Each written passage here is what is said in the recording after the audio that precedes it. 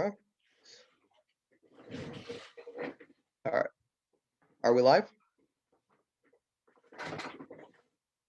Okay. Okay. There's nothing. People are telling me from my house that they're not seeing the stream is live. Okay. Okay. There it is. Okay. Perfect. So thank you for joining us today on Kerberos Roundtable Discussions, KRTD Media Group Special Edition. Today we're doing a presidential debate. And Stef Zamorano from the Jimmy Dore Show is going to be my co-moderator today. Thanks so much for that. And let's go through the rules and so the debate. So we have 2-minute opening statements, which everyone will get to do. Then we'll have 2-minute closing statements at the end. Each candidate will get 4 1-minute extensions they can use. You can only use them once on a question. You cannot use them multiple times. And if you would like, you can save them till the end as well. So if you want to have a 6-minute closing statement, you can save all 4 of your minutes. And the order today will be Brian Carroll will be going first. Mark Charles will be going second. Sean Howard will be going third, and Casey Wells will be going fourth. So we can get started. Steph, if you're ready. I'm all set. All right, gentlemen, good to meet you. Let's keep this clean. You all seem very nice. Let's turn our phones off and all that good stuff. And all right, here we go. Keep in mind the order of the questions. What is your stance, gentlemen, on qualified immunity? And do you support Representative Justin Amish's bill to end qualified immunity? Brian Carroll.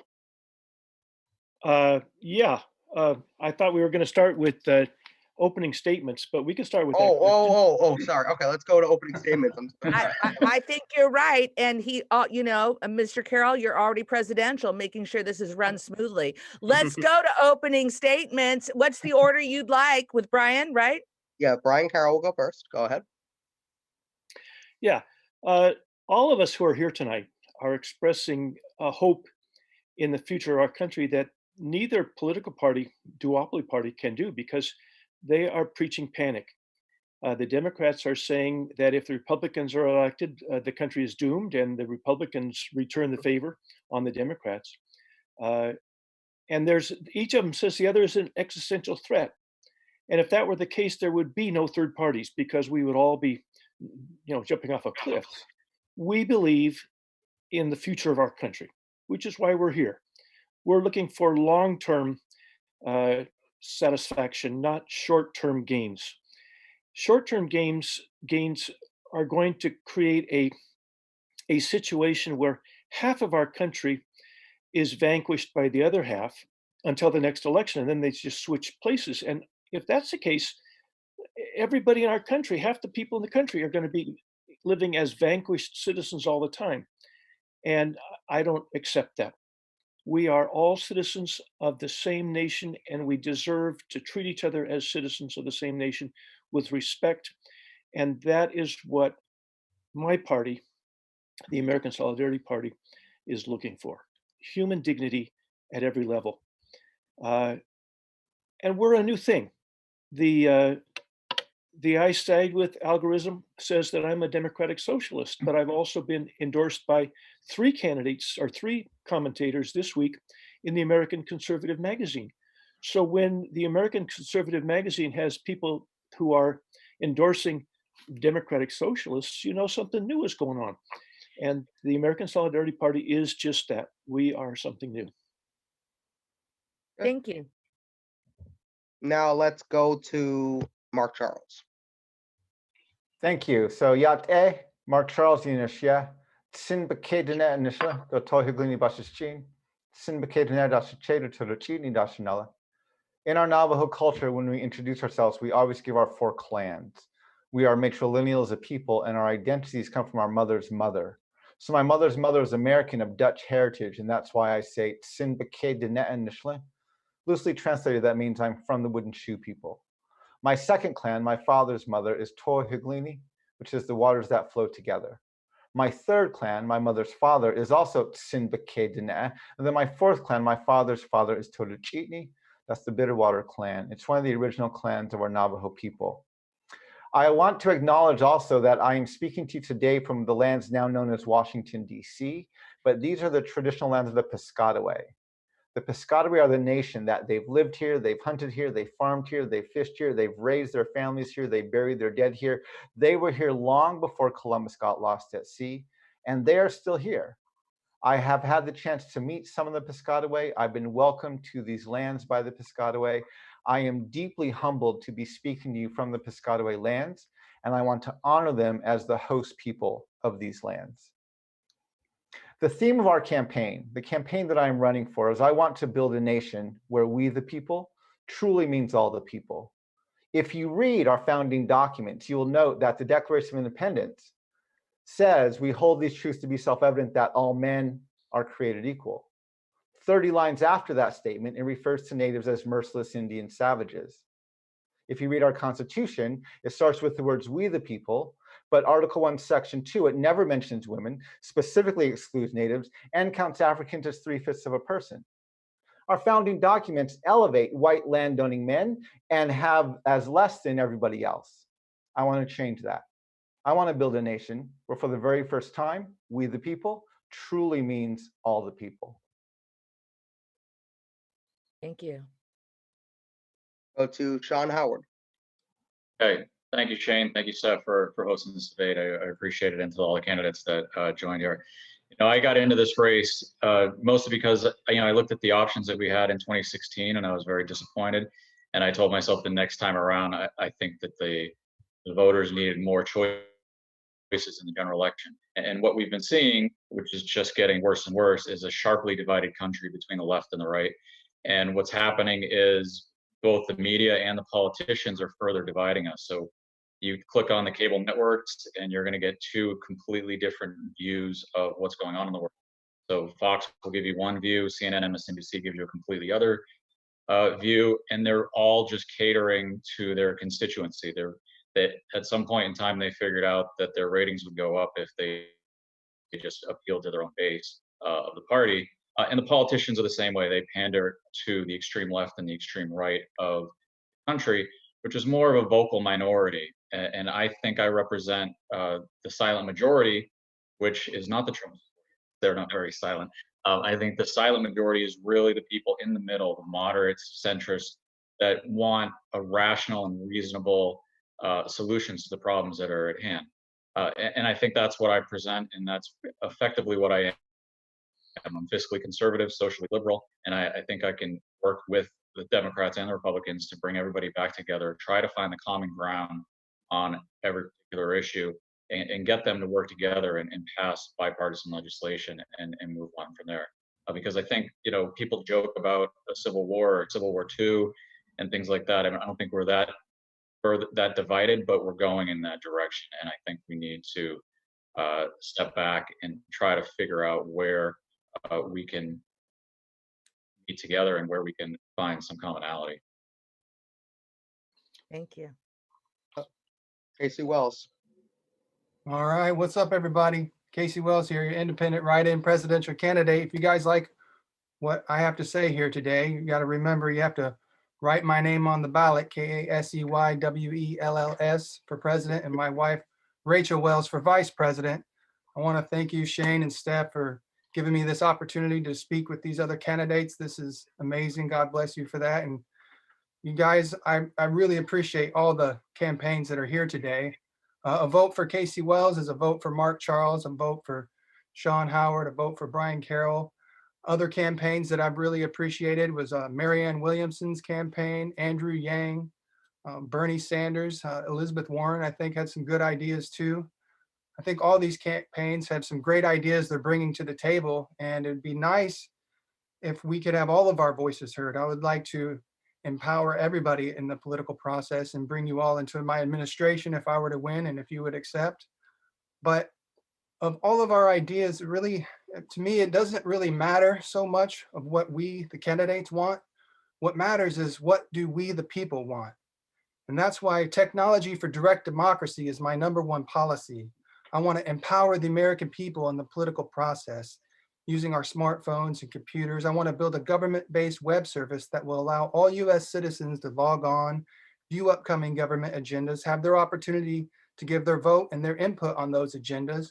And whatever the collective will of the people was, I want to obligate our elected leaders to serve our collective interests. And so whatever the statistics come back to say what the people in their districts and their wards want, I want the congressmen and the senators and the aldermen in their local communities to be able to view those line items, see what the people vote for in their districts and their wards, and then have to vote accordingly to the will of the people. We're supposed to be a constitutional republic. We have a set of laws we're all supposed to abide by, but a republic is a state in which supreme power is held with the people and their elected representatives. Our elected representatives are supposed to represent our interests, not private interests. And so I want to take our country back from those that have corrupted it and give it back to the American people and give we the people a say on the policies that govern us. Thank you, gentlemen. All right. So, Shane, what's the order of people going to answer this question that I just read? We're What's going to the order? go through the same order. I think we're going alphabetically. So we're going to start with Brian Carroll, go to Mark Charles, Sean Howard, and then Casey Wells. All right, here we go, gentlemen. You heard the question earlier. I'm going to repeat it for you.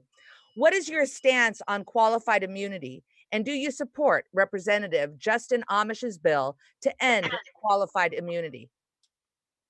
I do. I think qualified immunity is unfair to citizens of all colors. As a school teacher, I had to have malpractice insurance. I think our officers ought to have the same kind of insurance. We need to honor the officers that are doing a good job and get rid of the ones that are not doing a good job. We need to make it easier for the good cops to report on the bad cops. We need to, well, there's all kinds of things that can be done to improve policing, and a lot of them have been suggested and discussed. Not too long ago, there was a proposal for the contract with Black America that deals not just with police things, but with all areas of civil rights, banking, schools, all kinds of stuff, and we need to pursue those. I asked a group of my Black advisors what they thought of that, and they agreed that perhaps it was a little ambitious in trying to get it all done in the first 100 days. But there's a lot of good stuff in there, and we should at least begin implementing what can be done as quick as possible. Some of it's federal level, some of it's state level, some of it's local level. But we need to be moving. We've been talking about this my entire lifetime. And yet a lot of it has never gotten started. And we need to get going on it and fix things. And the Amish bill is a good start. Thank you. Mark Charles. So qualified immunity, I think there is a necessity for us to have that, just primarily so our elected officials are not constantly battling against lawsuits brought against them, especially in this hyper-partisan world that we live in today. But I do think there needs to be some way to hold our elected officials accountable. What we see right now is too many times, especially at the presidential level, where that immunity is misused, or it is used to shield from things that are clearly not meant to be shielded from. And so I think we need to find a way to hold our elected officials accountable better. But I think we do need to have some sort of qualified immunity for our elected officials so that, they're not, once you get into office, you're not just fighting these lawsuits that are going to be brought from a partisan level and may not have a whole lot of basis in actual fact. So I would say I would have to be in the middle of that. I think we need to have some kind of qualified immunity, but we also need to find a way to keep our politicians held accountable, as we're seeing the evidence when that doesn't happen right now. Okay. Sean Howard. That's a very good point that Mark makes about qualified immunity. Right now, you have effectively unlimited qualified immunity, and Justin Amish's bill in Congress, which isn't going anywhere, by the way, is to end it completely. And the good point Mark makes is if you end it completely, you open up all these public officials to frivolous lawsuits left and right. So I would be in favor of significantly curtailing qualified immunity, but not ending it completely, because you need some protection at that level. But in terms of police reform, that's just one step. to go in that direction. The police need to be held accountable. It's just a matter of not going all the way to the complete other side of the spectrum. And that's part of what the issue is in Congress right now, is you've got a lot of people that will be on opposite ends of the spectrum, and they don't really want to work with the other side to get their bill passed. So Justin Amash's bill is fine, but it's not going to go anywhere. He's not going to work with the other side to try to get any semblance of limited qualified immunity, if you will. It's just sort of out there for people to discuss. All right, thank you. Casey Wells.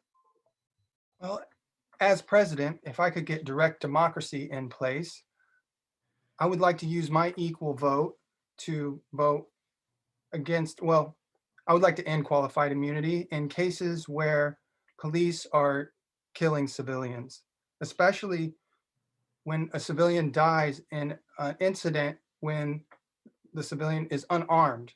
I don't think police should be judge, jury, and executioner. They're not there to execute people. They're there to protect and serve. And it's very heartbreaking when people are dying all over the country in situations of police brutality and so on. And I think there needs to be some accountability, because murder is really the highest crime you could commit that I could think of, really, because there's no coming back from that. And so if somebody dies in a situation where there's a conflict with a police officer, and especially if they're unarmed, I think there should be a trial. They should be prosecuted as a civilian, and all the evidence needs to be submitted, and the situation needs to be looked at. Jurors need to make a decision to see, what really happened there. And I think they should suffer the same criminal penalties as a civilian would in those cases and be put in jail. So that's where I'd put my equal vote, is to end qualified immunity in those cases. All right, we're going to continue with police reform questions. As far as we've come as a nation, we have a long way to go because there's still a lot of racial inequality. As president, how would you address racial inequality, police brutality, and racism in the criminal justice system? I'll go ahead and go back to Mr. Brian Carroll. Well, obviously, this particular problem is touched on all kinds of peripheral problems. For example, because the communities where a lot of this is happening have been redlined for 80 years, there are all kinds of problems in the community that help feed the crime that is there. And so we have to deal holistically with all the problems. And pretty much all of the problems at the same time. We have to approach it from a point of view where no one piece is going to solve the problem. We've made strides. Obviously, body cameras, when they are used correctly, have been an important step. We need to use less militaristic weapons in our policing. We need to get rid of private prisons completely. They are very unfair. Nobody should be making a profit off of somebody else's misery or incarceration. We need to deal with it. However, remember, a lot of this is in our federal system. The federal government can plead with local areas. They can use carrot and stick, but a lot of it is still going to be done at the local level, which is not the president's location. The president can lead with his own speaking, use the bully pulpit, as Teddy Roosevelt said, but a lot of it is going to have to be done at the local level, local people turning out and putting pressure on their city councils and state government. Okay, thank you very much. Mark Charles. Could you please repeat the question one more time? Yeah, for me? absolutely. As far as we've come as a nation, we've come a long way, but absolutely, as a president, how would you address racial inequality, police brutality, and racism in the criminal justice system? I'm going to use my extra minute on this one, so just so you're aware of that. So this is an issue where right now our nation does not know how to deal with this problem. We literally have people of color, Black and Indigenous peoples and other people of color who are being lynched and murdered in the streets. And the solutions being brought by the two candidates. Right now, we have Donald Trump, who has suggested that we just need to ban certain chokeholds. And he issued an executive order after the lynching of George Floyd to ban certain chokeholds. Joe Biden came out after that same incident and said we should retrain our officers to shoot people in the kneecaps instead of in the chest. So those were their solutions to this deeply systemic problem of racism and systemic white supremacy within our policing system. Well, with the shooting of Jacob Blake, neither of those two were met. So he wasn't choked, he was shot. So technically, President Trump's solution would have worked there. And he wasn't shot lethally. So according to that, Joe Biden's solution would have worked there too. However, it was still obviously a massively unjust act. We have to address this at a much more foundational level. Our nation has dealt with systemic racism and white supremacy since its founding. We were found on a doctrine of discovery, which is a series of papal bulls coming out of the Catholic Church. Basically, it's the church in Europe saying to the nations of Europe, wherever you go, whatever lands you find not ruled by white European Christian rulers, those people are less than human and their land is yours to take. This is written into the foundations of our documents. This is why our Declaration of Independence calls natives savages and our Constitution excludes natives and counts Africans as 3/5 of a person. Our 13th Amendment, which many people think abolishes slavery, doesn't actually do that. What it says is neither slavery nor involuntary servitude except as a punishment for crime whereof the party has been duly convicted. We have constitutionally protected the institution of slavery within our policing system. And any solution to deal with criminal justice reform that does not begin with abolishing slavery is never going to accomplish the goal. We must address this at a foundational level, and neither the Democrats nor the Republicans are willing to do that. Our campaign is willing to address this at a very foundational level. We want to actually remove the racism, the sexism, and the white supremacy from our Constitution. And we are calling for the complete abolishment of slavery, removing that clause from the 13th Amendment. Thank you. Sean Howard? Yeah, I would agree that systemic racism is a problem in this country, and it's been a problem for a long time. We clearly need police reform. You only have to look at videos in the last 6-9 months to see that the police many times are escalating the situation as opposed to de-escalating it. So first and foremost, I would promote as president ongoing education for police officers, required training to teach them to teach them about racism and to how to handle certain situations, because all these situations that you're watching on video have been escalated and they're taking actions that are not necessary. I would also end no-knock raids, say the Breonna Taylor case, for example. There's dispute as to how that went down, but if you end no-knock raids across the board, situations like that might not have happened. The limited qualified immunity would help as well, but you really have to, it's going to take a lot of time to get racism out of the system. Body cameras is another issue. That's why we're able to see some of the things that we've been seeing over the past year or so. But body cameras are optional in some police districts, and the police are the ones that control the body cameras. So, President, I would force all police to have body cameras and on at all times, and the video sent to a third party to be able to release that as a neutral third party. So you've got to be, most police officers are great and they just want to get home at the end of the night safe and sound, but you've got to be able to weed out the ones that are going too far and the ones that are racist. And I think body cameras, ending no-knock warrants, limited qualified immunity, and ongoing education should help us go at least in that right direction. It's not going to end racism by any stretch, and you still have it within the criminal justice system and the court system, but it's a step in the right direction to weed out the bad players. All right. Casey Wells, what's your response? Well, I appreciate everything all three candidates have already said. It's a little tough being fourth because a lot of things are already mentioned, but I'm I in gotta support. rotate that to let Casey talk. Don't worry, Very I'm well. going to rotate you. I'm going to rotate the It's next okay. question, fellas. Oh, I'm I gonna don't mean mix to it up. complain. Uh-oh, all right. So then I'll You're be allowed first. to. You're all right. All right, well, I'm in support of everything that was already said. And again, I would like to put it to the people. This is a very difficult challenge that we're facing, and we need to definitely do something about it. And if you were to sum up my campaign in one word, it would be equality. After that, equity or fairness and balance. It's all about treating people fairly, treating people as equals, and doing all we can to uproot racism, systemic racism, however we can.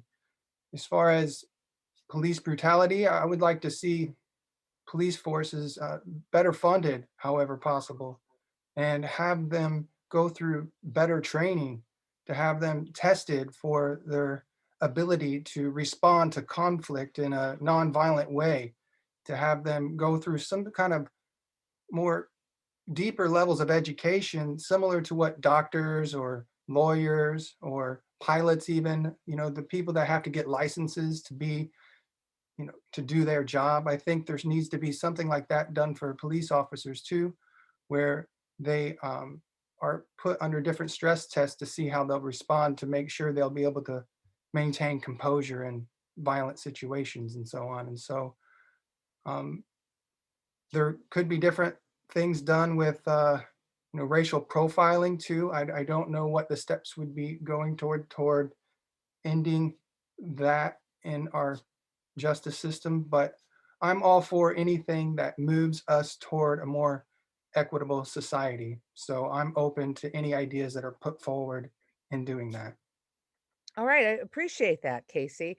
I'm gonna this question's gonna go to Casey first, all right? And gentlemen, who's next? All right, here we go. As president, Casey, would you support legalizing marijuana, ending the drug war, and releasing nonviolent drug offenders? If so, do you support offering these people counseling and various services to help drug addicts rather than incarceration? Casey. 100%, absolutely. Yeah, I would use my abilities as president to pardon everybody in prison for cannabis. I'd like to end the war on drugs also and make it a health issue rather than a criminal issue. I think people that lean into drugs usually are doing so by some kind of trauma in their life, and they do so as a coping mechanism.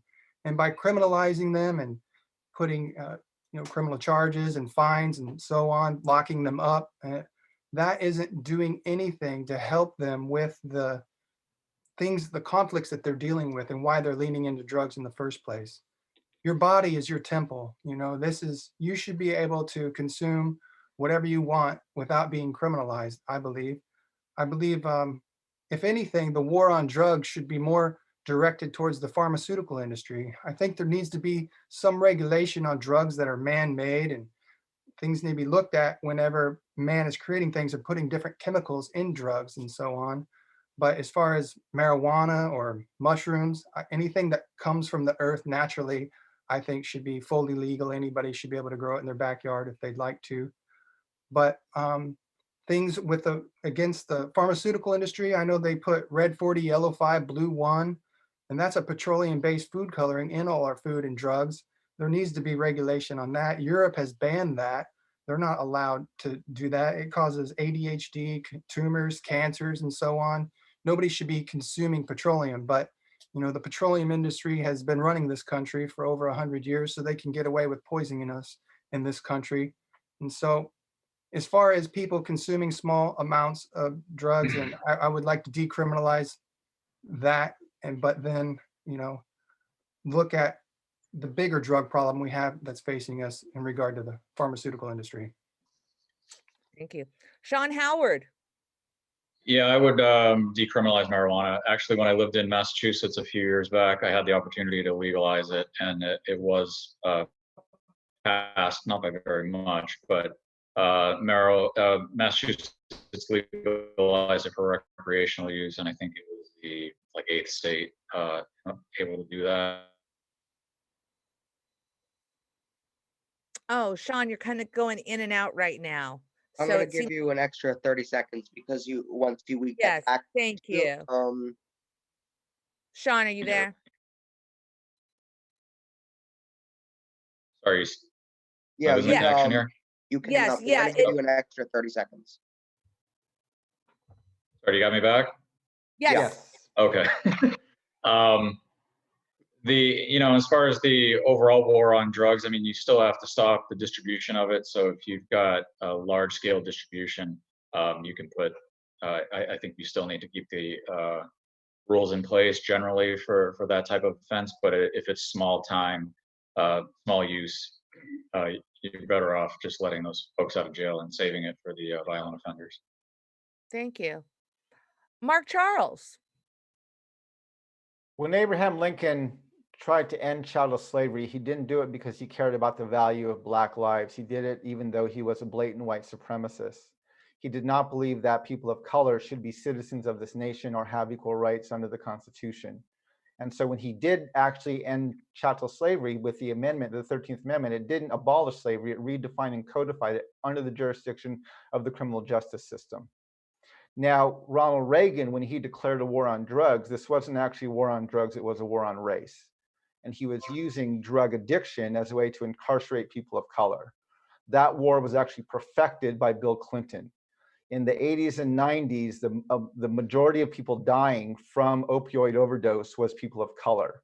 In the mid 90s to the late 90s, white people began dying at higher rates. And around the early 2000s, they actually surpassed people of color dying at a much higher rate. And in the early 2000s, their numbers shot up astronomically, much higher. This was about the same time that we began treating drug use, not as a criminal offense, but as a healthcare crisis. We began developing life-saving techniques on the streets and treating it as a health crisis, the way it should be treated. It took more white people dying than people of color before we begin to treat it that way. So absolutely, today we have a massive amount of people sitting in jail for things that are legal today. And it's because of this fact that we've protected the institution of slavery within our criminal justice system. We have to correct that. We have to remove these people from our prison system.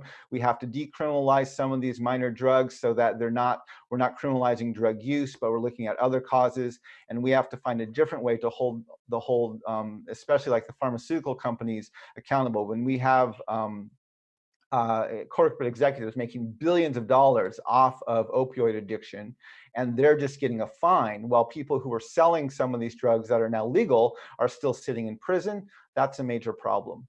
And so, yes, we have to definitely untangle this history of the criminalization of drug use. We have to treat it as a healthcare crisis that it is, and we have to treat it equally across racial lines, which we have never done as a nation. Thank you. Mr. Carroll.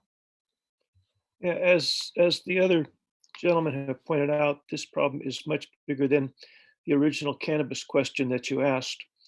And we should be treating each of these as a health problem, an education problem. And when it's criminal, it is the corporate executives that have been putting it into our systems and making fortunes off of other people's misery. As a junior high teacher most of my career, I am aware that the developing brain up until about the age of 25, that development is retarded by marijuana. So I strongly support an educational program. I don't want to see young people using marijuana, but it's not, for them to be using it is not a crime to whoever is delivering it to them and making money off of their mental, the slowing down of their development. That's a crime. But the users who are in prison just because they're using it should be released today. And we should save any penalties for those that are, especially the large traffickers, the corporate leaders who are doing it. They are criminal behavior, and they are making money off of other people's misery, suicide, and death, and they have to be dealt with. Thank you. Thank you, gentlemen. I'm going to hand it over to Shane. Shane, you're up. Okay, perfect. So we're going to keep the rotated order for the next round, and then we're going to go back, and then we're going to keep alternating. That way, everyone gets a chance to go first and everyone gets a chance to go last. So we're going to go on to COVID-19. Okay. So, Casey Wells, our healthcare system has not been able to stand up to this pandemic. Do you think adjustments should be made to improve our healthcare system? I'm in favor of Medicare for all or universal health care. I don't think anybody should go without if they can't afford it. But I would like to make such a system opt in or opt out if the American people voted for such a system. I don't know what the government can really do to stop the spread of COVID-19. Before I go into saying much more, I just want to give my condolences to everybody out there that's lost any loved ones due to COVID-19. What concerns me most about the government response to COVID-19, I can tell you there are certain philanthropies like the Rockefeller Foundation, the Bill and Melinda Gates Foundation, the Heritage Foundation, that have had a lot of influence on the government response to COVID-19. And back in March last year, on March 20th, for 14 days straight, the big banks got $1 trillion a day in bailout money. And also all of the shutting down of small businesses and declaring what businesses were essential and not essential is concerning to me. Billionaires have increased their wealth tremendously during this time. And so a lot of the government response seems more about restricting certain freedoms and enriching private interest groups more about than about public safety. And so those are some issues that concern me in regard to COVID-19, but I would certainly like to see everybody given health care and if they need it to be treated from it. Okay. Sean Howard, same question, 2 minutes. Can you repeat the question, Shane? I didn't catch it. Okay. My audio here. Our healthcare system has not been able to stand up to this pandemic. Do you think that adjustments should be made to improve our healthcare system? Yeah, I mean, I don't think it's so much the healthcare system that's failing us. I think it's the government leadership or lack thereof, both federal level and at the state level, in terms of their response to COVID-19. This isn't rocket science. You can look at the Asian countries, the Pacific Rim, who only have about 1,000 cases a day, versus us that have about 75,000 cases a day, to see that it clearly can be contained, and the United States is failing miserably at containing it. And what you need to do is test the entire population. It's not that difficult, especially 8 months into this pandemic. We should have more than enough tests to be able to test the entire population, isolate the people that are sick, contact trace the people that they've been in contact with, and isolate them for 14 days. And then you have a much better control over the situation, and then you can test them again. You wear masks. You don't have to mandate masks. I can't stand the word mandate. But you should strongly encourage it, and we're not even seeing that from our local officials. If the president right now would just encourage his supporters to wear masks, we'd be a lot further along than we currently are. But the main issue is testing and tracing. We're in a situation where only 40%, there's only been 40% of the people that have been tested, and a lot of those are double counted. The same person gets tested 2, 3, 4, 5 times. And we're the most affluent country in the world. That there's no reason why we can't test everybody and then test them again. If you look at the situation, it's a much smaller scale, but in the NFL, they test everybody on their team, everybody on the staff, every single day. And yes, they have situations where people have COVID and they pop up, but they isolate them and they separate them, and it's not a widespread issue the way you're seeing it in the United States. And if you could get COVID under control, that would have helped and can help the overall economy. And we're in a situation where it's very widespread, so it's a lot harder to do it now than if we had done it correctly 6 months ago, but it's still possible. And you've got officials that want to test less, not only in the White House, but down here in Florida, where they're trying to take a page out of the same playbook by testing only those people that are symptomatic, because politically, it makes them look bad, or at least they think it makes them look bad if they've got a high positive number of cases. So to me, that's the exact wrong way to do it. You need to identify the people that are sick, and the people that are positive, even if they're asymptomatic, and then you can control the virus, and you can get this more to where we're seeing it in New Zealand, Australia, South Korea, which is a democratic country. South Korea is 2.5 times the size of Florida. Florida gets 3,000 to 4,000 cases a day, and South Korea gets about 300, and they're twice our size. So it's feasible to get this under control. It's just that we have a complete failure at all levels. Thank you, Sean Howard. Mark Charles? Thank you. So first of all, let me start with the healthcare question. I absolutely believe that healthcare is a right, not a privilege, and we need to find a way to deliver healthcare to every citizen within our country. I appreciated the debate the Democrats had during their primary about a single-payer healthcare system. I think there's a lot of good ideas out there. I haven't been convinced by anyone yet they know how to pay for it, but I absolutely think we have to try and get there. I also feel very strongly that we cannot have a healthcare system that is equitable and treats everyone equally until we deal with the systemic racism, sexism, and white supremacy in our foundations. We have to remove that if we want to have a healthcare system that delivers access to healthcare equally to all of our citizens. If we passed Medicare for all today, what we would have is we'd have a great healthcare system for white men, and everyone else would get a hodgepodge. So we have to address the flaws in our foundations first, and then we can work on how do we deliver this system to everybody. In regards to the response to COVID-19, and this is a problem on both the Democrats and the Republican side, is going all the way back to March of 2020. They have been treating this pandemic in 4 to 6 week segments. They've been thinking we can just get through these next few weeks. If we can just social distance and wear masks for a few weeks or shut things down for just a few weeks, we're going to be okay. And then we can open back up again. This has been both the Democrats and the Republican playbooks. They forget that we are in the midst of a global pandemic and there's no vaccine. The vaccine has always been 12 to 18 months away, and yet we've only been planning for it in 4 to 6 week segments.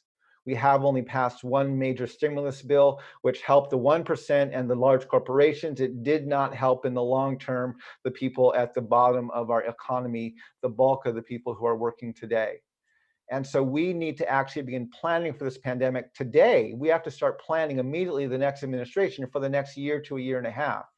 We probably will not have a vaccine until early 2020 or 2021.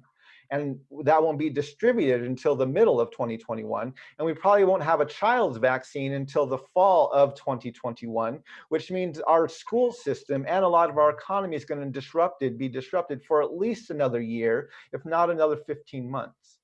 We have to begin planning for this immediately. We have to begin putting money into training teachers to teach online, of getting help to parents who are doing schooling from home, to making sure that the digital divide doesn't separate our families and our children economically of who has access to education. So we have to stop treating this pandemic in 6 to 8 week segments. We have to think for the long term and acknowledge we are going to be disrupted for at least another 12 to 15 months, and we have to begin to plan for that.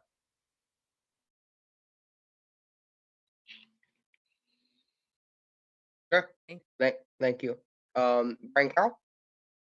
Yeah, the pandemic exposed the biggest pre-existing flaw in our healthcare system, because just at the time when we needed people to have healthcare, a lot of people were losing their jobs. And when our healthcare is tied to employment, we suddenly cut off a lot of people from access to healthcare. We are the only industrialized nation that arranges healthcare through employment. Every other country has the single payer, the government pays, which has a lot of advantages, not just for individuals, but for companies as well. Companies don't need to hire a separate staff to try and figure out the healthcare payments to the government or to their private insurance. Doctors who are today spending sometimes half their time filling out insurance paperwork can spend all that time with patients because they don't have to worry about who's paying for it. There's a single payer. 80% of our food service workers today do not have paid sick leave which means that if they're sick, they risk losing their apartments, or other bills don't get paid because they can't take a day off if they're sick, which of course spreads the disease. So we have to have a system where everybody's covered. In a pandemic like this, I'm healthier if the person over there is taken care of. We have to take care of everybody. We need to make sure that everybody is covered. And then there's going to be problems, but we have to have shared pain. Everybody has to believe that everybody is contributing to the overall health of the country, and not having winners and losers like we've had this time. Okay, thank you.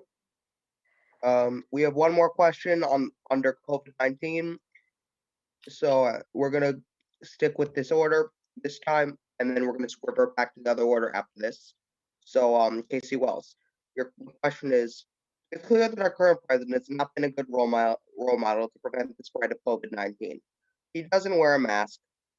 He won't enforce a mask mandate or encourage mask wearing. If you were president, what would you do differently? 2 minutes. From what I understand, the Obama administration set up a pandemic task force that had a playbook for responding to pandemics, and I guess Donald fired everybody that was a part of that task force and dismantled it. One thing I would do is to reassemble that and try to get some experts to help me deal with the response to such a situation. One thing I'm not in support of, though, is forced vaccinations. Those really concern me, because vaccine manufacturers in this country are exempt from the law. If their vaccine harms or kills somebody, they have no criminal liability to that. So I don't think there's really any good incentive for them to make a product that doesn't harm or kill people. They can basically put whatever they want into their vaccine, which gives me a lot of distrust for their vaccines. And so that is this is really a tough topic, but I would need help, and I would bring in some professionals to help guide me on how to respond to it. But I wouldn't want to restrict anybody's civil liberties. I think everybody should have a choice of whether they're vaccinated or not, or whether they wear a mask or not. And so that's basically where I stand in addition to my response to COVID. Okay, Sean Howard. Yeah, I mean, in addition to what I was earlier saying on COVID, I'd agree with Casey that you're not going to force vaccinations on everybody. It's obviously going to be voluntary. But I would say that as well for masks and your civil liberties, and for lockdowns. I don't think lockdowns were necessary, and I think it infringes upon your civil liberties. You've got a lot of these small business owners are being adversely affected, whether that's restaurants, bars, gyms, what have you. These are all small business owners that need to be able to stay open, and to be forced to shut down and then rely upon our beautiful federal government to maybe not pay you to stay locked down is just putting these people in such dire straits. And what we're seeing is, the big businesses are thriving. The stock market is going through the roof, this week notwithstanding, and these small businesses are suffering. So I would not support lockdowns or mandates or vaccines, or excuse me, mandates on masks or vaccines. However, like I was saying before, you should strongly encourage people to get the vaccine and to wear a mask. And getting back to testing and tracing, like I was talking about before, if you look at the stimulus bill that's come out or that's being negotiated right now, it's similar to the one that Mark spoke about that came through 6 months ago, where you have this massive stimulus package. Only $75 billion of the $1.9 trillion package is dedicated to COVID. So you're talking about, 5-6% of the package is dedicated to testing, contact tracing, and trying to reduce this pandemic to the extent that we can. The rest of it is a lot of sloppy, other monies that maybe come to you, maybe they don't. So, if you're a small business owner, you can't really take that chance, but you're being told that you have to say in Chicago, for example, you have to close down all indoor dining at a time when it's starting to get very cold in the north and in Illinois. And those businesses aren't going to survive, especially if the government is sitting on their hands and not passing anything to help these small businesses out. So there's a lot of moving parts in terms of where COVID is, but the government is really dropping the ball here in terms of getting this pandemic under control and supporting the people and the small businesses and the people that work for the small businesses support that they need. Okay, thank you. Mark Charles? Can you please repeat the question one more time? Okay. It's clear that our president has not been a good role model to prevent the spread of COVID-19. He doesn't wear a mask, he won't enforce a mask mandate or encourage mask wearing. If you were president, what would you do differently? Our campaign shut down our physical campaigning in the middle of March. We were one of the first campaigns to shut down, and we've been 100% virtual since then. I have not traveled since middle of March. I have not done anything physical campaigning. We actually switched our strategy from getting on the ballot in most states, and we switched to a write-in campaign because we knew that we could not safely collect signatures to get on the ballot. Both the Democrats and the Republicans have been pressing the boundaries of physically campaigning. We live in the 21st century. I do not believe that physical campaigning is essential. We have enough tools, virtual, social media, other things that we can do to get our message out. Physically voting, being able to vote is absolutely essential, but physically campaigning is not. We have enough technologies where we can do that safely. So the problem is what we've seen from both the Democrats and the Republicans is they have been trying to go back to this old system. They have been pressing the boundaries, and the Republicans have gone first. Donald Trump is holding massive rallies. He's not encouraging social distancing. He's not wearing a mask, and he's politicizing even the wearing of masks, which is the exact opposite of what you want to do. One of the other challenges, I believe, why our nation struggles with the high COVID-19 infection rates is because we believe in this mythology of American exceptionalism, which is that we are somehow blessed by God, we're better than all the other nations, and we're somehow protected from these things. We value our civil liberties more than we value the health and the welfare of our community. And you can't survive that way.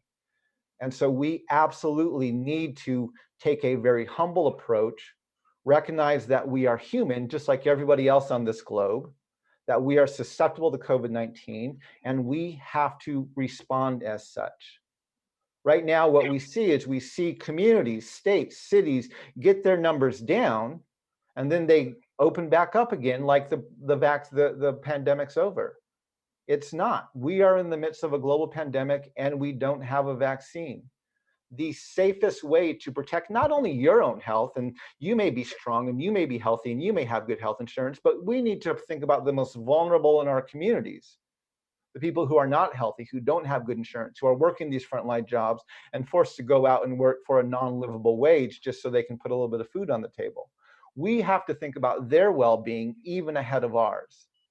And so the challenge is right now, we're not thinking that way. And so when we see our numbers go down, we think we can go back to living the way we lived before, when we can't. The reason our numbers go down is because we social distance, because we stay at home, because we actually wear masks. And so we have to remember that we are in the midst of a global pandemic, and we have to conduct ourselves as such. We do not see the Democrats doing this, nor do we see the Republicans doing this. We need a leader who actually models this type of ethical behavior from the top all the way down. Thank you, Mark. Brian Carroll? One of the things you have to remember is that when we talk about a vaccine, that's still a theoretical vaccine. We don't have one. And it's a very difficult vaccine to achieve. The COVID is related to the common cold, and we still don't have a vaccine against the common cold. So we're talking about a vaccine that we may or may not ever have. There is a world of difference between asking people to wear a mask and to take a vaccine. I think it's reasonable when we say, you can't go into this store, or you can't fly on this airplane, or you can't do those kinds of things without a mask. That's reasonable. When we require vaccines, we've crossed a line, and part of the problem is there is already a body of suspicion against our pharmaceutical companies because we know that they are ripping us off in a lot of other areas. We are going to inclined to think, all right, what are they doing to us now? And the fact that we have conflicts of interest, we have officials in WHO and officials in the CDC that are invested in pharmaceutical companies gives us, again, that feeling like, what are they pulling over on us?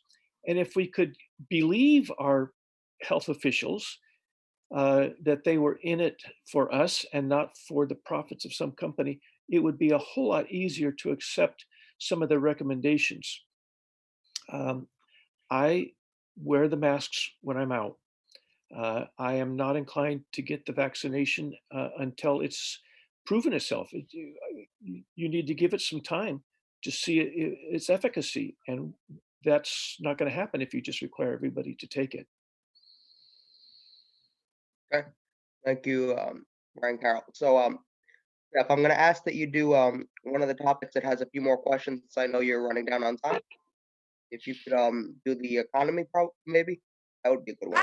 Right. Let's do it, gentlemen. All right. Here's the economy. Steph, Right. your audio is kind of gargling. My audio's not happening? It's gargling. Come on. Can you hear it? Testing 1, 2, 3. Can you hear it? Yeah, but it's kind of bad. So I'm coming in and out. Is that what you're saying? We can hear you, but with a strong vibration. Strong vibration. Are you getting then Shane, take it over. Ask the question. Okay. I'll just go to topic 3, peaceful transfer of power. While you try to fix that audio, I'll ask the next topic, and we'll see how this goes. Okay.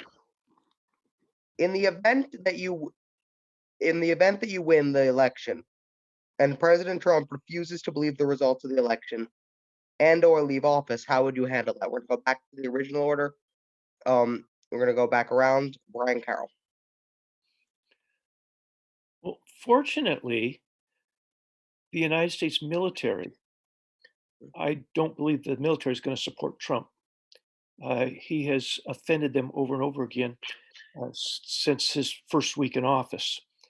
And the military, in this case, is our protection against him. Our traditions are against him.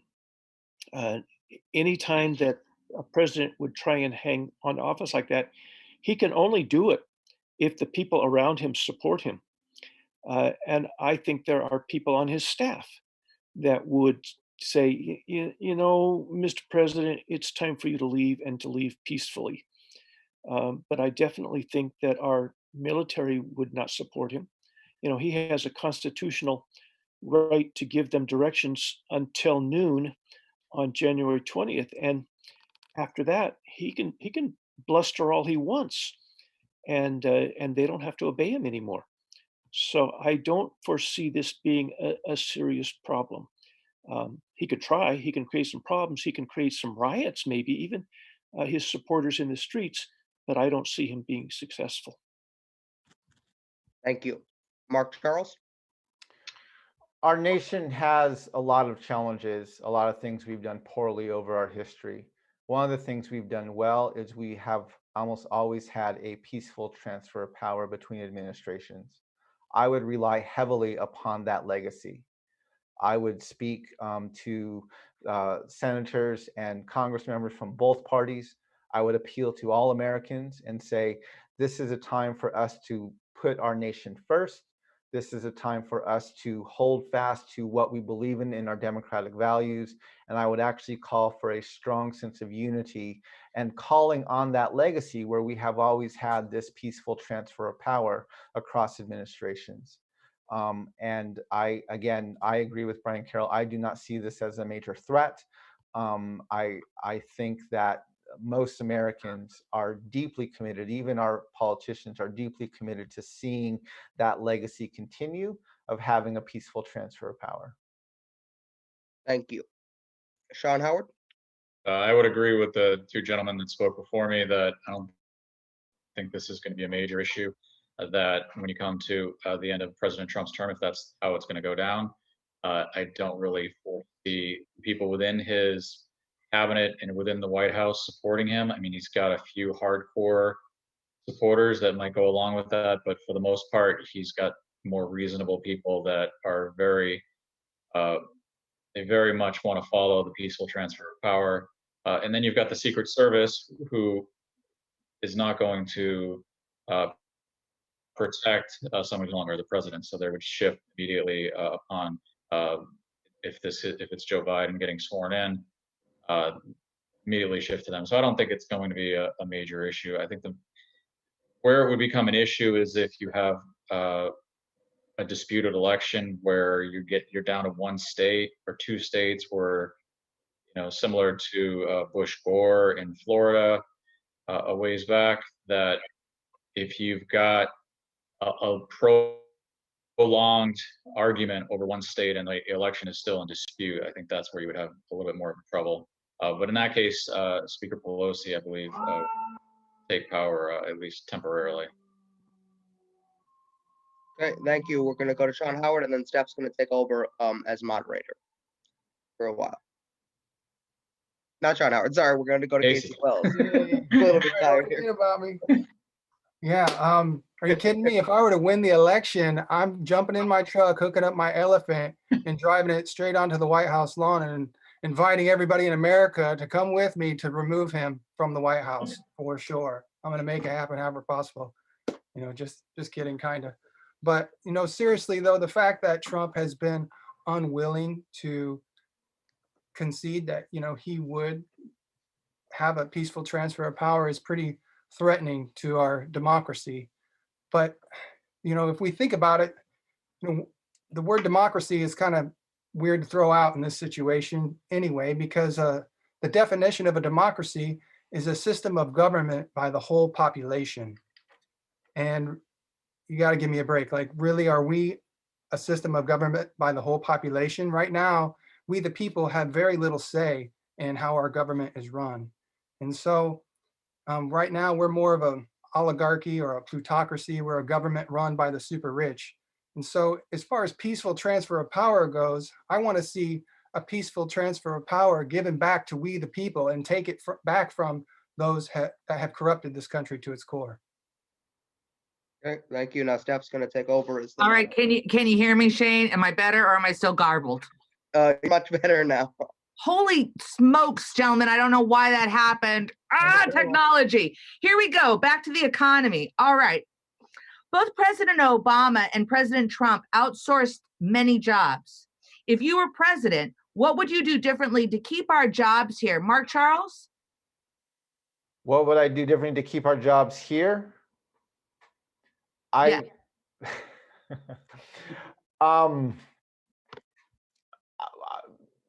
Explain the context of your question. I'm not sure exactly what you're asking, if you could, please. Well, I just think they feel that Trump and Obama outsourced many of our jobs during their time in office, as opposed to maintaining a workforce and building a workforce here in our country.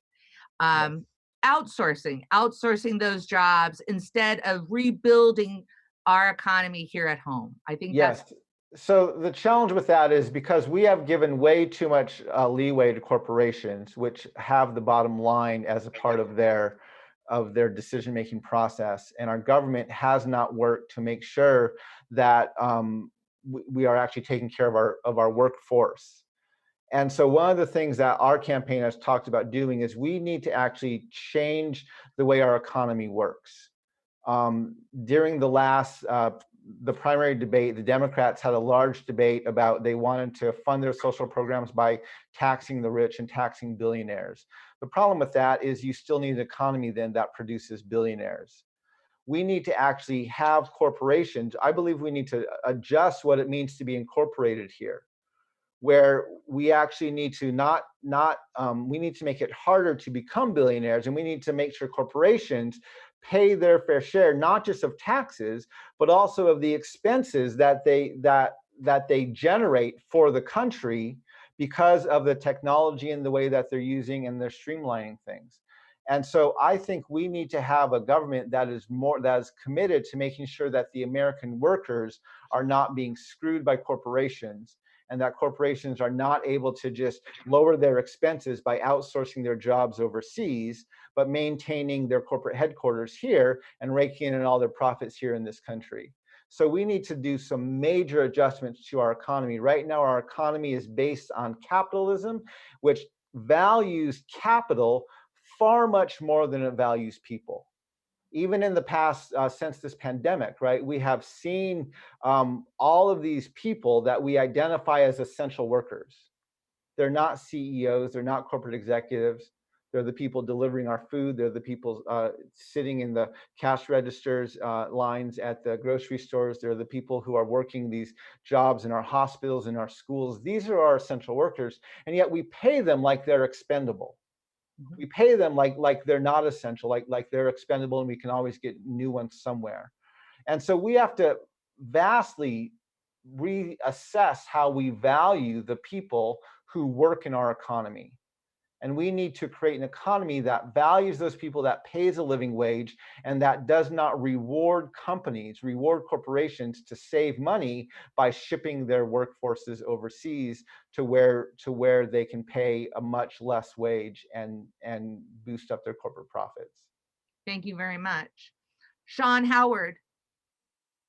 Yeah, I mean, we've seen outsourcing of jobs, especially manufacturing jobs in the United States, not just in the last 2 administrations, but we've been seeing that for 30, 40 years. And the United States has become much more service-oriented economy as opposed to manufacturing. And that does cause some problems here and there, especially with this pandemic. We've noticed that a lot of the medicine is not produced in the United States. So, and a lot of the materials and the chemicals that we need to make certain items are not produced in the United States. I don't think that's necessarily a Trump or Obama issue. One of the problems that we had that Trump or the Republican Congress helped fix was that the corporate tax rate was 35% leading into this administration. And what that caused was an anti-competitive nature between our country and a lot of other countries. So US corporations would do what's called an inversion, where you could be headquartered in Texas, but you buy a small company in Ireland and you decide that your headquarters is going to be in Ireland. So that was done, specifically for money, of course, follow the money, and that's really where you find all the problems. But coming down to a more reasonable corporate tax rate made us more competitive globally, and it stopped the inversions, which stops some of the outsourcing of jobs. But you're still going to see some outsourcing. It's been a slow bleed over the last 3 or 4 decades on the manufacturing side, because the manufacturing side is lower wage positions, and the United States has decided, or companies individually have decided, that they can get it done more cost effectively somewhere else, whether that's Nike making sneakers or apparel or whatnot. You see a lot of manufacturing is done out of China or out of India and the Southeast Asian countries. So there's not really a great way to fix that, but you can get some of the manufacturing back here on certain industries that are a little bit more on the national security level, where you need to have the facilities here inside the United States to be able to make those products here without relying on somebody else. So it's a step in the right direction, but we're sort of well past most of that. We're a service economy. Jobs wise, before the pandemic, we were at 4% unemployment, which is one of the lowest levels of unemployment we've had in the last 50 years. So, now we're at a 7.9% unemployment because of all what's gone on with the COVID-19. But at least before we got into this pandemic, we were in a pretty good position job wise in this country. All right. Thank you very much. Casey Wells. And this is probably one of the most difficult questions to answer, because, why did companies ship their jobs overseas? Largely that's because they don't want to pay taxes and they don't want to pay their workers fair wages. But if we put it to the people, I'm pretty sure most Americans would like to see these major corporations paying their fair share of taxes. They'd also like to see them paying their workers a fair wage, a living wage. And so what's the incentive we could do to help them, do that? They're not going to want to come back if they have to pay taxes and pay wages.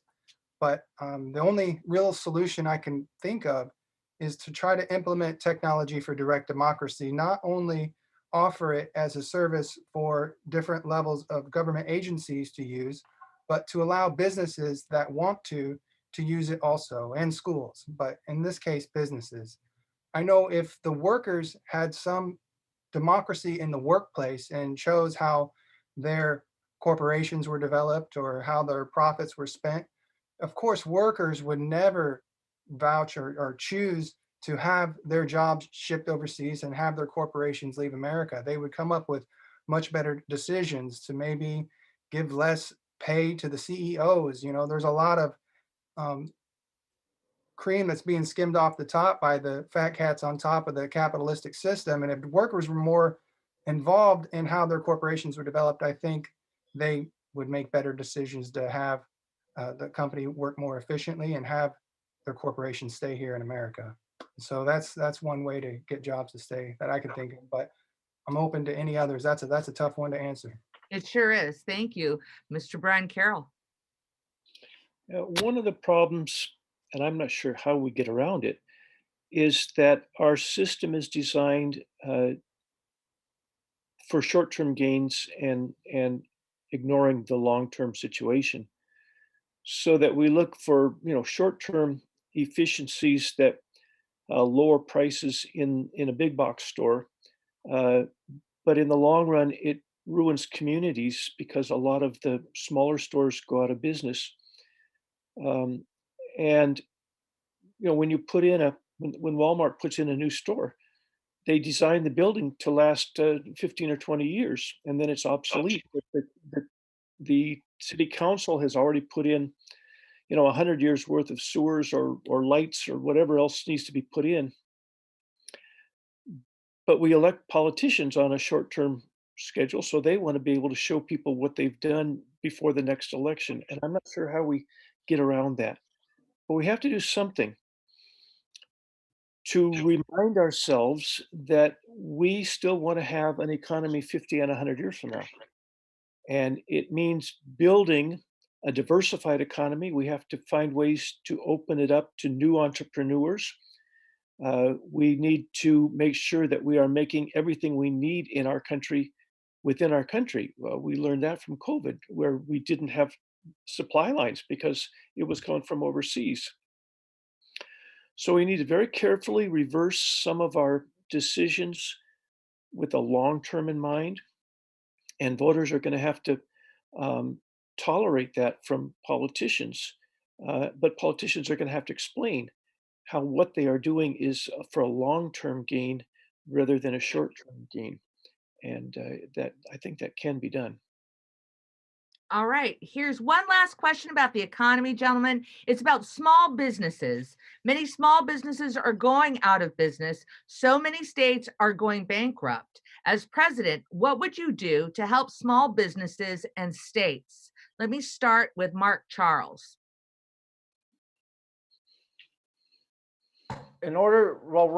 Are you talking in the pandemic or in general of what's going on in our economy? I think in general, but certainly the pandemic has forced many small businesses to close.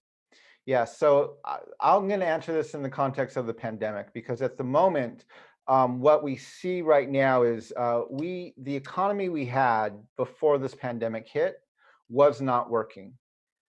Yes, we had low unemployment, but a lot of those people were working gig jobs, and a lot of them were working 2 or 3 jobs in order just to pay the rent, put food on the table, and to save a little extra money.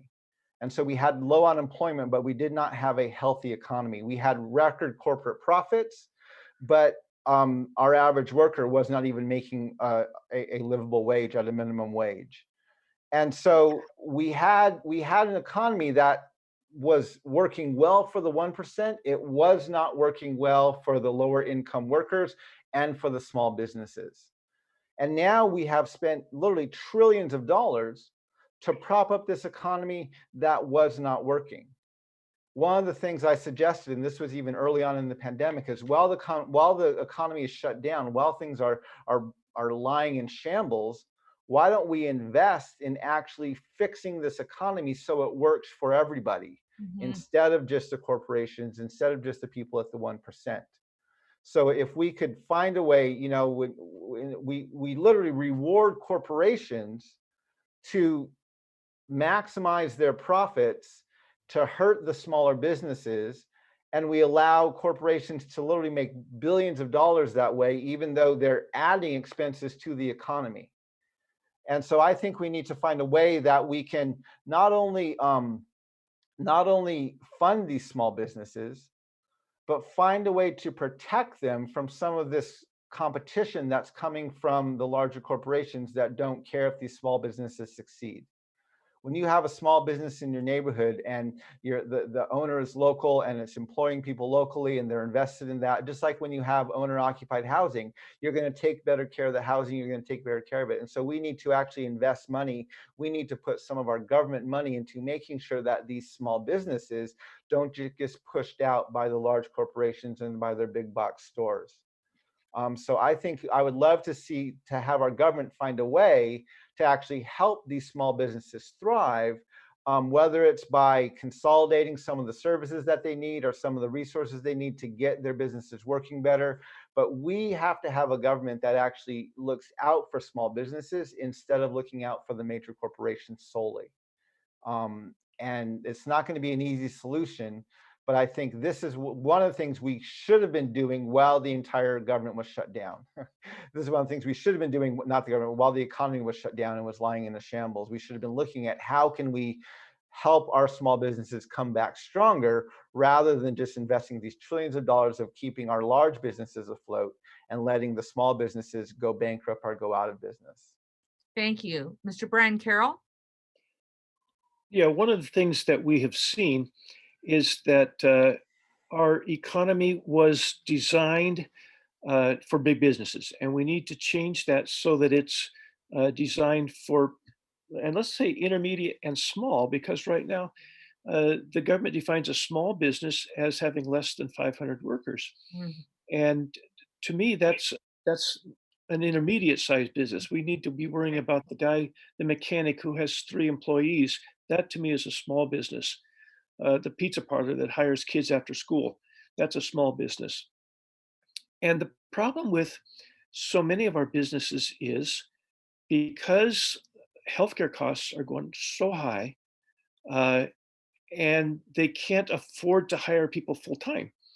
So we get people who are working 3 jobs, and between the 3 jobs, they're working 70 hours a week, but they don't have health insurance.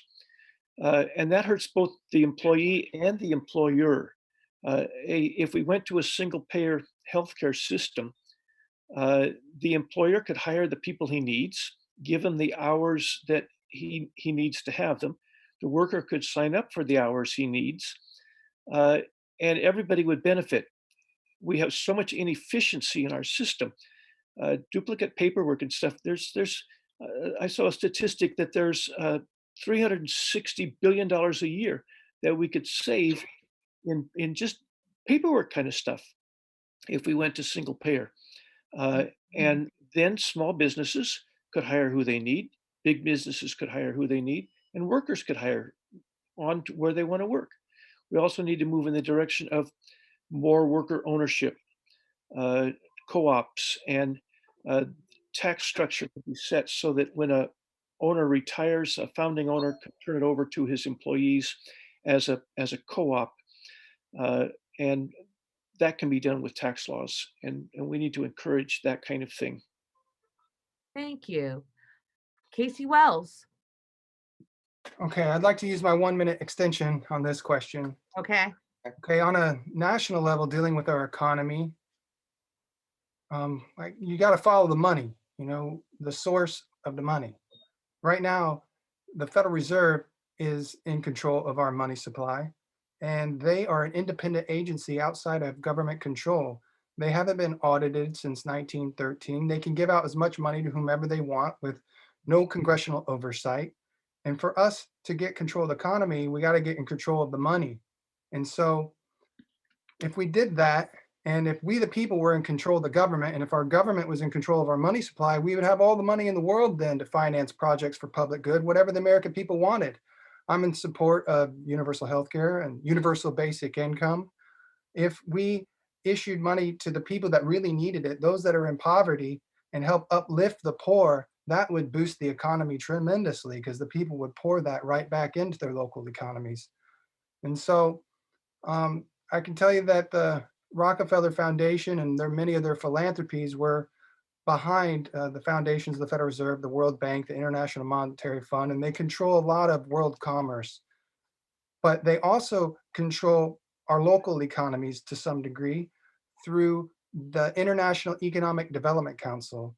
I researched them years ago, and the Rockefeller Brothers Fund was founded on the sole premise of controlling future public policy through their conditional grants that they give out in their philanthropy.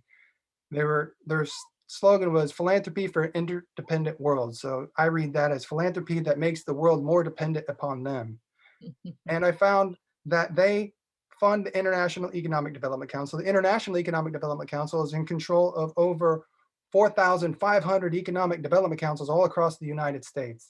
And in the state where I'm from, Illinois, there's an Economic Development Council in every county in my state. And in the International Economic Development Council Board Member Handbook in 2008, it said that this organization will determine who wins and loses in the international marketplace. It also says that any member of this organization has a duty of loyalty, duty of care to this organization over any other in their personal or professional life. And what they do, they have this umbrella that all these other economic development councils are a part of, and they get their stomping orders from the IEDC. What they do is invite local politicians to join these private councils, and they basically spoon feed them these redevelopment projects that will help the corporations invested in those local economic development councils make a lot of money. So it's a system to steal our real estate tax dollars to fund redevelopment projects that will then funnel money back into the hands of internationalists. Now, if direct democracy was in place on a local level, if I had an opportunity to give a vote on how my local real estate tax dollars were spent, and if the rest of my community were to also, I believe we would choose to have that money go to support local businesses, small businesses, not these big box chain corporations out by the interstate. 9 times out of 10, those are the organizations that get all the tax breaks and tax abatements and so on, while the mom and pop shops really suffer and they have a hard time getting any funding or help from the government. But if we, the people, were in charge, we would support local businesses. We would support our schools, our fire departments and libraries and so on.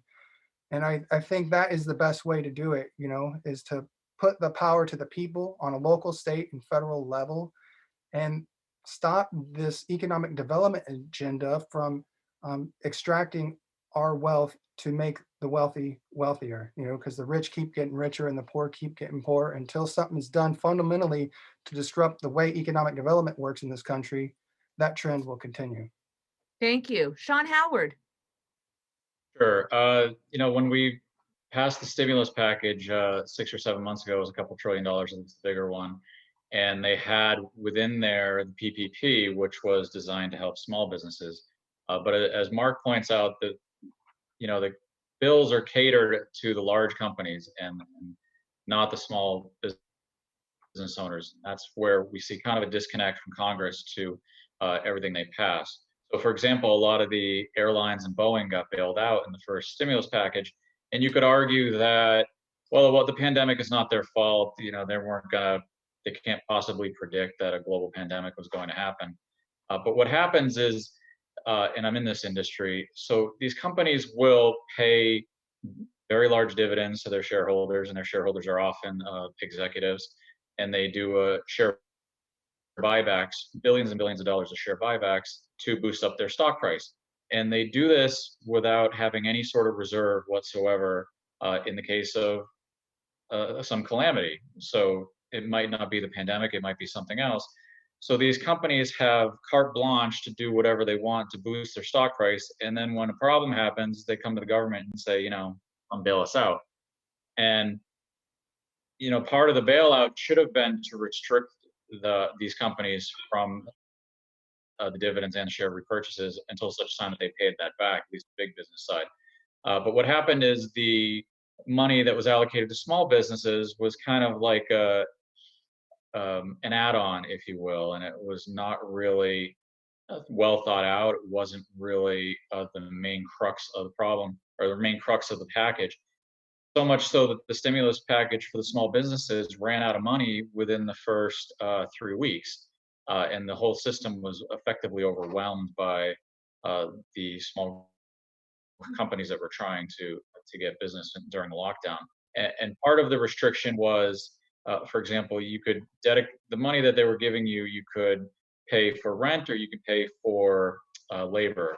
And I believe it was allocated in such a way that if you were in New York, it really wasn't going to help you tremendously, because if you're a New York owner of a restaurant or a gym or a bar or what have you, you've got to pay a lot more of your money towards rent as opposed to labor, as opposed, you know, and if you were in, say, Oklahoma, for example, it's a lot different because the rent is much different there versus the labor. So the point being is the government, when they pass these packages, they just throw a bunch of stuff together. They don't really have any rhyme or reason to what they're doing, and it's not well thought out. And you have that again in this package that they've been negotiating for months, but they're not really focused on small businesses the way they should be. You've got a situation where a lot of the Northeast is shutting down or shut down again. Chicago, like I mentioned before, is shutting down. These states are getting colder. You know, where I am, it's a little different. You know, it's warm year round, so you don't see the same effect. But you've got to be able to help these small businesses if you're going to force them into these draconian type of moves that will make them suffer. And you're seeing very large businesses be extremely successful. I mean, in my profession, we have what's called stay-at-home stocks. So you structure your portfolio based on companies that will do very well sitting in front of your computer like we are now. So Zoom is a company that's taken off. Amazon, Apple, Facebook, you know, Microsoft, et cetera. These are massive companies that all coincidentally do really, really well if everybody's stuck at home.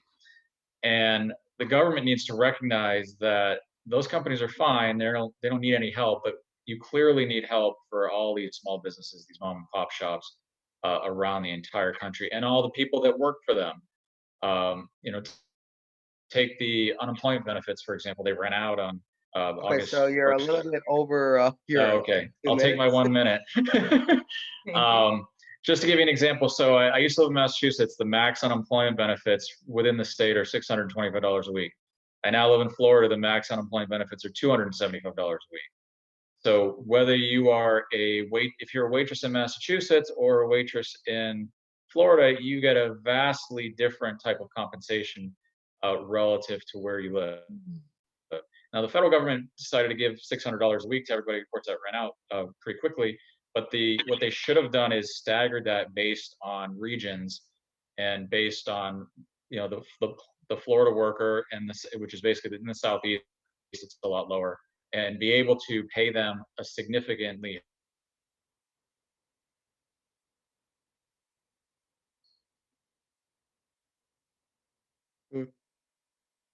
Oh, Sean, you froze. I'm so sorry. That extra minute. You're freezing, buddy. I'm sorry about that. I'm going to throw it back over to Shane, gentlemen. Thank you. Okay, so what we're gonna do is we're gonna really have to wrap this up. So I want to ask one combo question, but I'm gonna give everyone 1 minute to respond instead of 2 minutes this time. That way we get this wrapped up a little bit quicker. And then we're gonna go to closing statements. So we're gonna do this as fast as we can. Okay, so I'm gonna ask this question, or I'll give you a minute and a half. So let's go. As president, would you be willing to publicly admit the United States committed genocide against the Native American people? And do you support giving Native Americans representation in Congress? We're going to start with Mark Charles. Oh, you're muted, Mark. Absolutely. This Minute is and a one half. of the challenges we face as a nation. One of the things that we have at the heart of our campaign is I want to create what's called a common memory. George Erasmus said, where common memory is lacking, where people do not share in the same past, there can be no real community. If you want to build a community, you have to start by creating a common memory. Our nation has absolutely committed genocide against Native peoples. In fact, one of our most genocidal presidents is our most beloved Abraham Lincoln. After signing the Pacific Railway Act of 1862, he literally began ethnically cleansing all the natives from the states of Minnesota, Colorado, and the territory of New Mexico. I can only imagine the thousands of native lives that were saved because he was assassinated in 1865. Our nation does not know what to do with its past, and so we tend to ignore it. One of the primary planks of my platform is the United States of America needs a national dialogue on race, gender, and class. A conversation I would put on par with the Truth and the Reconciliation Commissions that happened in South Africa and Rwanda and in Canada. I, however, wouldn't call ours Truth and Reconciliation because that implies there was a previous harmony. I would call ours Truth and Conciliation, and I think we obviously need one sooner rather than later, which is why it's one of the primary planks of my platform. It's one of the things I want to begin working on the first term of my administration. Thank you, Mark. Let's mix it up a little bit. Let's go to Casey Wells. Well, Mark is absolutely the professional in this room right now on answering that question. And I would say yes to that. And if I were president, I would appoint Mark to whatever position in my cabinet he would want to help bring about justice for Native Americans in this country, for sure. Okay. Go to Sean Howard. I'd agree with Casey that Mark is definitely the expert in this area. I would agree that the American government committed genocide on the Native American people. They've also signed 370 treaties that they don't abide by. So it would be helpful if the U.S. government would start abiding by some of those treaties to help the Native American population out. They should also fund the IHS, the Indian Health System, and the school systems that are in disrepair across the country. So there's a lot we can do. But as Mark said, you got to admit what happened in the past and not ignore it. And he's right, a lot of our history, at least the history we don't want to talk about, it has been ignored, where the United States government has made a number of mistakes in the past, and it tends to get glossed over. Okay. Thank you. Brian Carroll. And then we're going to move to closing statements. Yeah, I'm going to use most of my time just to plug Mark Charles's TED Talk on this, because it is an outstanding discussion of the history of the whole idea of doctrine of discovery. And so I think every American ought to pay careful attention to that excellent TED Talk. And then I'll just add that I recently saw that President Ulysses Grant appointed a Native American to be the head of the Bureau of Indian Affairs, and I don't believe any president since then has done that. And I think with each of our ethnic minorities that are in communities that are being stressed, we need to depend more heavily on citizens from those communities to help us with our approach to things. Okay. Thank you. We're going to move to closing statements. Let's go to we'll go back to Mark Charles. All right. We'll, Closing statements? yes, closing statements. Thank you. Joe Biden likes to quote the Declaration of Independence, but he misquotes it. He says, "We hold these truths to be self-evident that all men and all women are created equal." That's not what it says. Our nation was not founded on a belief that all people are created equally. It was founded on the belief that white landowning men are superior and everybody else is inferior. It was stated in our Declaration of Independence, it was stated in our Constitution, and it's been stated and reiterated in Supreme Court cases throughout our nation's history. We as a nation have never decided that we want to be a place where we the people actually means all the people. Most Americans believe that the United States of America is racist, sexist, and white supremacist in spite of our foundations.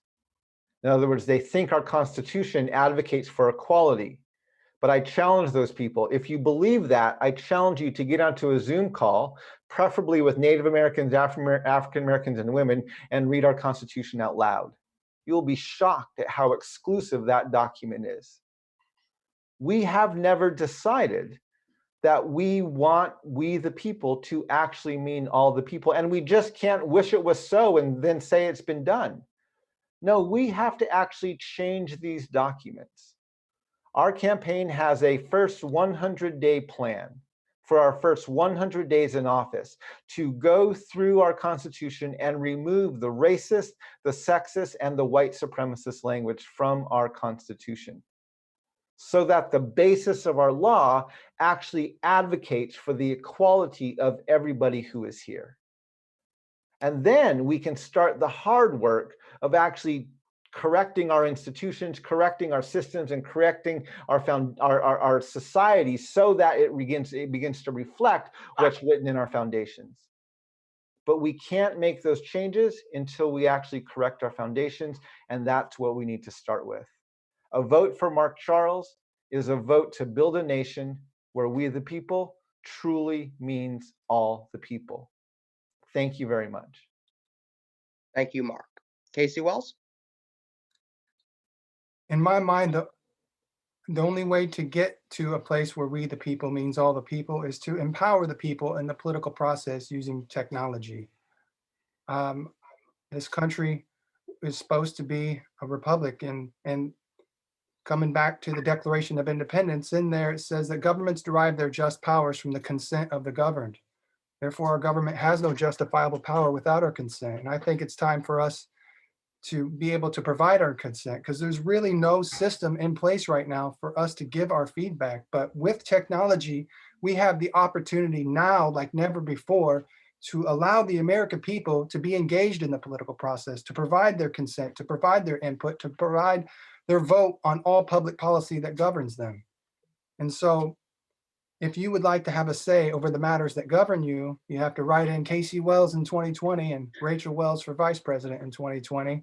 Your independent write-in presidential candidates, if you want to take our country back from those that have corrupted it and give it back to the American people, and give the American people a say over the matters that govern them on a local, state, and federal level. All right, God bless you all. Thank you for having me on. Group hug, you guys. It was awesome talking to all of you, and I really enjoyed this. Thank you. God bless. Thank you, Casey. Brian Carroll? Yeah, the American Solidarity Party has the best platform of any party in the United States. And by the end of next week, I will be probably an ex-candidate, a former candidate, but the American Solidarity Party will still have the best platform of any party in the United States. And I invite people to go read that at solidarity-party.org. We are pro-life for the whole life. That means we are against abortion, we're against assisted suicide, we're against capital punishment. We are strongly in favor of social justice in all aspects. We want to see strong communities, which means you have to have strong families, and you need the institutions that support both the families and the communities and the businesses that make those communities strong. That requires an economy where people are able to own the means of production, not socialism where the government owns the means of production, not capitalism where a few rich people own it, but distributism spreads so that you invite lots of people into the entrepreneurial class and you give them a playing field that's level enough that they can be successful. We want to see protection of our environment. We are at a critical triage point when we look at the creation around us and what we are doing to it. Definitely, we have to reverse or at least slow down the global warming. Otherwise, we are never going to see peace. The more crisis we have in the climate, the more we're going to see mass migrations. Those set off wars. Our military has been preparing for that for 15 years, knowing it's coming, but they have not been able to convince our leaders, and that's what we need to do. Thank you, Brian. John Howard? We're at a critical juncture in our country. We have a president who is trying to divide and conquer in terms of winning election. And we've got a career politician who's been in office in and out for 47 years. And I think we're all here because we recognize that the duopoly is a problem, and we need to have some level of a successful third party, fourth party independent to bring new ideas to the forefront. My party platform is to bring America back together.